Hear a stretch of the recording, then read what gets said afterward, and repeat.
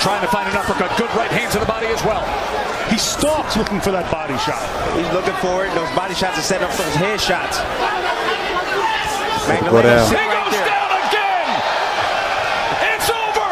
There's a new world champion. His name is Isaac Dogboe.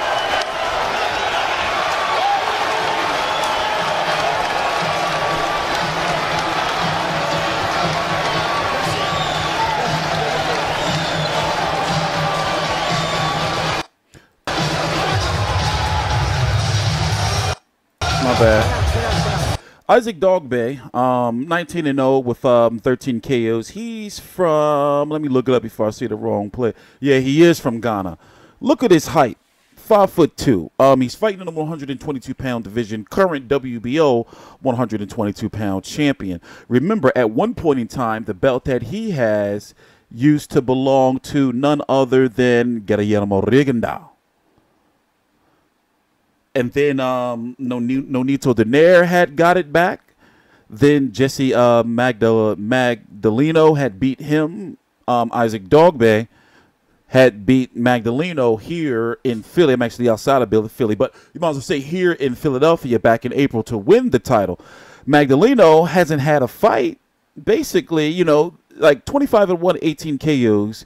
He had that one fight after Donaire against Elderson Dos Santos in April of last year, but then he had that layoff. I guess what I'm saying is, before we move on, is I wouldn't mind seeing a Dogboe versus Magdaleno too later on down the line, because looking at the 122-pound division, before we move on, Dogboe 19-0 with 13 KOs, current WBO 122-pound champion, is going to be taking on Hideniro Otake. I covered him years back when he fought Scott Quigg.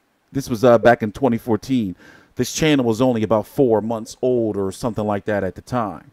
So it's funny how, like, I see these fighters fight throughout the years, and, you know, but I'm thinking that Dogboe should stop him. It's going to be on ESPN. It's going to be on an undercard of Ray Beltran versus Jose Pedraza, August the 25th, 2018. So it's a pretty slow week in boxing. For example, you got the Fox Sports card with Jamal James, if I'm correct, and Willie Monroe both fighting on the same card, not fighting each other. And then you have this card on ESPN, and it's going to be on Box Nation over in the UK. Where you're going to have Ray Beltran versus Jose Pedraza, as I said, for the WBO 135-pound title. Then you're going to have this 122-pound title fight against Dogboe and Otake. So looking at the 122-pound division, you have Ray Vargas, who's over there with Golden Boy. Now, they can do this fight on ESPN, because of Golden Boy has that ESPN deal and Top Rank. And also they've done Jorge Linares versus Jorge Linares versus Lomachenko with no issues. But Daniel Roman, he's going to be fighting Gavin McDonald over on the Zone, so there's a political issue there. Ryosuke Iwasawa fought and beat Doheny on ESPN Plus just a couple of weeks ago.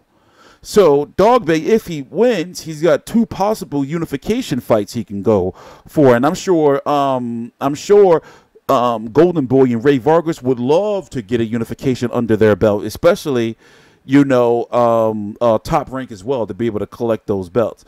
Looking at the 122-pound division as a whole, I'm really interested to see, Tomoki Kameda, like, how seriously, like, he's going to be moving forward, especially since he's very highly ranked by, as you can see, the 3 sanctioning bodies. You got Diego De La Hoya. It's time for him to really move up in competition. This fucking Moises Flores guy kind of pisses me off. Shingo Waki, and really these names, people really don't know. And I think right now, in the situation that Dogboe and Ray Vargas and Iwasawa's in, since there's no real major politics involved in them unifying, then they should go for it right now, especially since them fighting each other are the biggest money fights in the division. So I'm going to be covering it.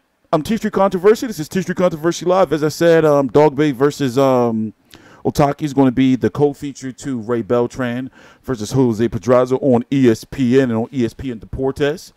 TstreeT Controversy. This is TstreeT Controversy Live. Please subscribe.